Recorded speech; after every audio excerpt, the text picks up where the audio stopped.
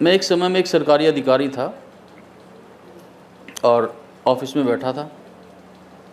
कोई 100-150 लोग पब्लिक के मेरे सामने थे उस समय। अचानक एक कॉल आई मेरे किसी जानने वाले की।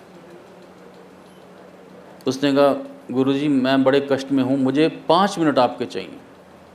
आपको जितना जो लेना है ले लेना, मैं सब प्रॉपर्टी भी आपके नाम कर दूंगा, लेकिन मेरे को सिर्फ 5 मिनट दे दो। मैंने कहा, भाई देख, इतनी पब्लिक मेरे सामने खड़ी है, मैं पब्लिक को छोड़ के कैसे आऊँ? तो कहते, गुरुजी मेरी जान का सवाल है। मैंने कहा, अच्छा जान का सवाल है, चल मैं आ रहा हूँ अपने ऑफिस में, तू वहाँ पहुँच जा। मैं थोड़ी देर में पहुँच गया वहाँ पे। तो मैंने पूछा, बता अब क्या समस्या? तो कहने लगा, मेरा बेटा नाराज़ हो गया मेरे से सुबह और वो घर छोड़ के चला गया। अब वो ऐसा छोड़ के गया कि मुझे नहीं पता क्या होगा आगे। मैंने थोड़ी देर पहले आपको बताया था कि केतु, यदि केतु नाराज़ हो गए, राहु और केतु सर और धड़ हैं ग्रह के, तो यदि केतु नाराज़ होगा तो राहु वाला कांड हो सकता है। तो मैंने उससे पूछा, भाई कुंडली है कोई उसकी? तो उसने कहा, कुंडली भी नहीं है, मैंने बेटा भी गोद ले रखा है। तो मैंने कहा, अच्छा चलो। मैंने प्रश्न लगाया, मैंने देखा, ध्यान लगाया। तो मैंने कहा, देख भाई, तेरा बेटा इस समय रेलवे लाइन के ऊपर रेलगाड़ी में है और अगला योग ये बता रहा है कि वो बचेगा नहीं यदि इसको अभी नहीं बुलाया गया। और अभी बुलाने का एक ही उपाय है कि तेरे को 40 किलो लड्डू अभी लेने हैं और तुरंत बच्चों में बांट दे। अर्थात बच्चा चाहिए तो बच्चों को लड्डू अभी दे दे, 1 घंटा तेरे पास, नहीं तो बच्चा तेरा नहीं आएगा। करनाल था मैं उन दिनों में। कहता, गुरुदेव मैं दक्षिणा तो आपकी बाद में दूंगा, और मैं भागा। वो फटाफट गया, जिस हलवाई के पास जितने लड्डू थे फटाफट का, तोल पैसे भी बाद में दूंगा। और उसने फटाफट 40 किलो लड्डू लिए। उसका एक दोस्त था, हेड मास्टर था, प्रिंसिपल था स्कूल में, उसको फ़ोन कर दिया, भैया छुट्टी होने का टाइम है और तू बच्चों की छुट्टी मत करना, मेरे को लड्डू बांटने और मेरा बहुत ही अर्जेंट काम है, उसको प्लीज़ रोक लेना। उसने भी मान ली उसकी रिक्वेस्ट। तो गाड़ी में डाल के और वो 40 किलो लड्डू लेके दौड़ा। आगे बच्चे लाइन में उसने खड़े करवा दिए फ़ोन करके। तो उसने वो 40 किलो लड्डू बांटे और जैसे घर आके गाड़ी से उतरा, फ़ोन बजा।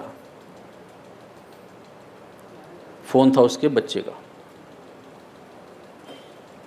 बच्चा कहने लगा, पापा मेरे से गलती हो गई।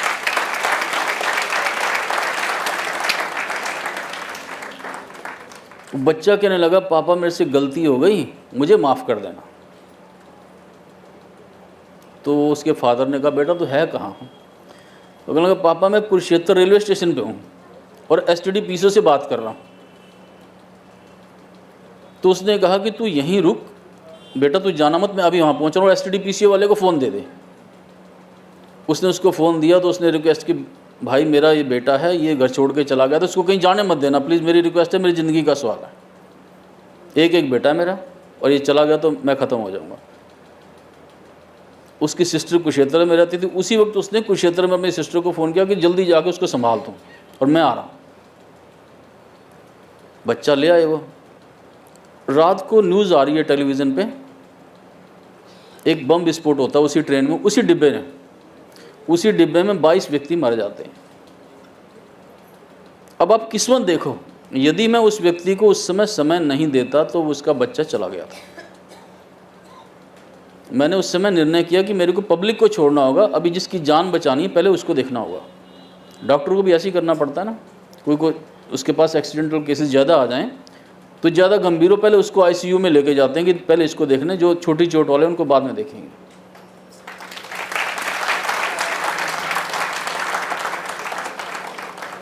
तो ये वो राहु है। यदि राहु प्रसन्न नहीं होगा तो इतने बड़े भयंकर संकट आपके जीवन में भी आ सकते हैं।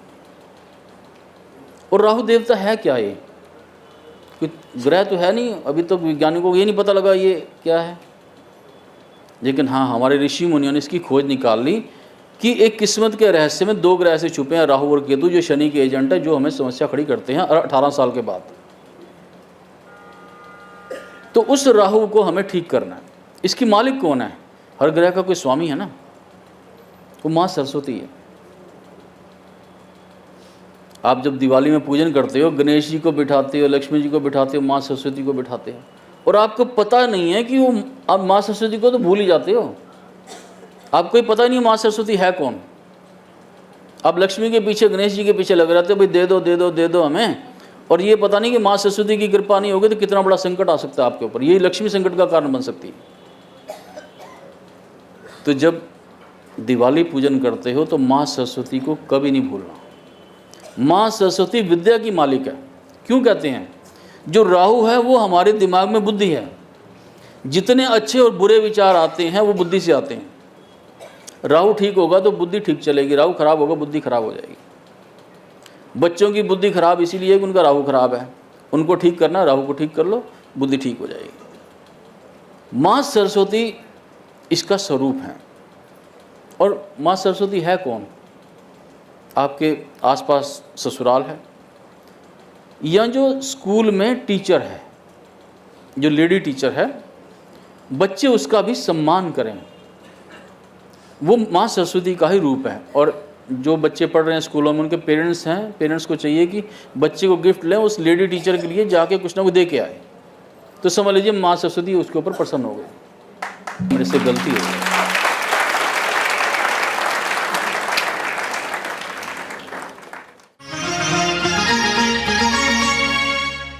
बाबा जी नमस्कार। बाबा जी मेरी 3 साल पहले शादी हुई थी करनाल दयालपुरा से। तो मेरी 3 साल पहले शादी हुई थी तो 2 बेबी हुए ट्विंस। और उसके बाद से ना मेरी लड़ाई झगड़ा रहता है वाइफ से बहुत ज़्यादा।